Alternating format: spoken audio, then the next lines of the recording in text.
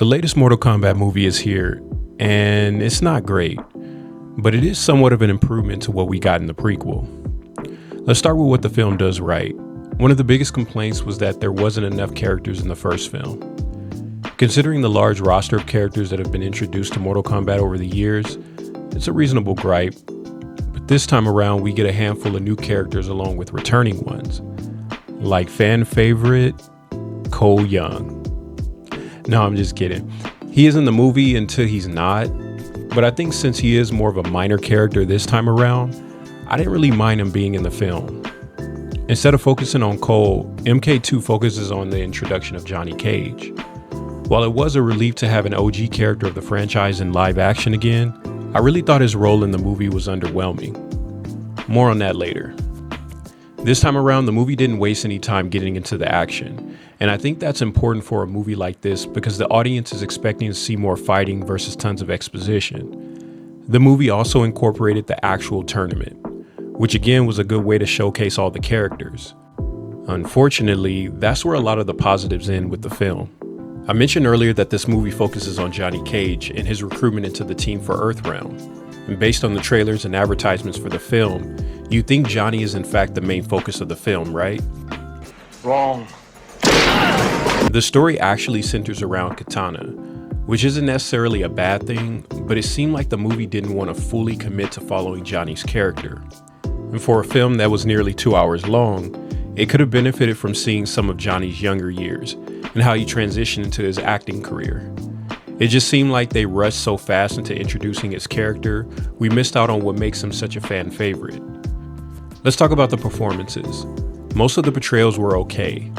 I thought Adeline Rudolph as Kitana was great. As much as fans didn't like the look of Jade, Tati Gabriel did a decent job in the role. The returning characters from the first film were good too. While I'm not a fan of Kano, Josh Lawson was on point with all the jokes. I thought he served well as the comedic relief.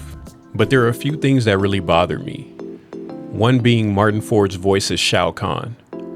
Ford obviously fits the role physically, but as I'm sitting there watching the movie and listening to him talk more and more, I just kept hearing this British accent, and it was distracting.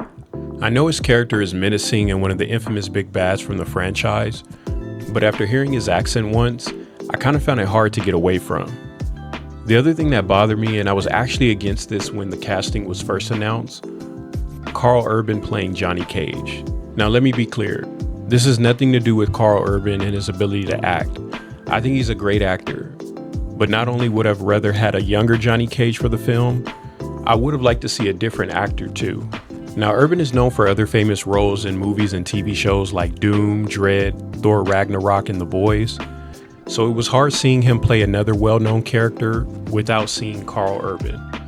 I thought he did a great job with the material. He embodied that silly comedic side that we see from Johnny Cage in the video games. It just would have been nice to see a lesser-known actor play the part.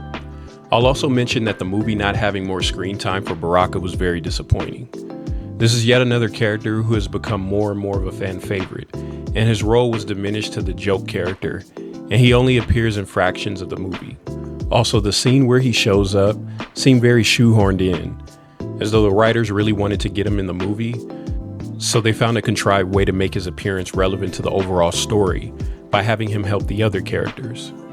One more thing that bothered me was the pacing. It seemed like once the movie got going, it just jumped from scene to scene. Yes, I came for the fighting and the unique kills, but it would have been nice to learn a little bit more about the new characters. Now, I do understand that aspect can be challenging for a movie like this that's based on a popular IP. It relies on a lot of the audience being familiar with the characters from the video games, but it leaves out important character building moments.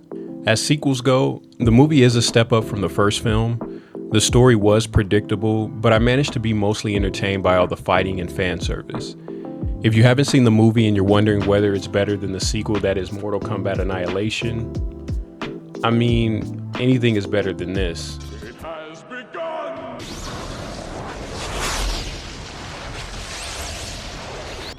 Mother. You're alive. Too bad you will die. As long as the portal remains open, your world becomes my world. Father, the merger has begun. Earth is under attack. and it is glorious! So for Mortal Kombat 2, I'm giving it a nice guy score of 5 out of 10. If we get a third film, hopefully that movie is more of an improvement than the first two. Oh, and hopefully we get Kuai Liang's Sub-Zero, because I really need to see some ice fatalities on screen. God damn it. I'm ripping your head off right now. It's off, and now I'm throwing it at your body. Fuck you! But have you seen Mortal Kombat 2? Let me know in the comments below. Remember to like and subscribe. If you made it this far and you're a fan of the franchise, drop a comment with your favorite MK character below. Remember, keep believing, keep breathing, and as always, keep pushing peace. I'll catch you guys in the next one. Get over here!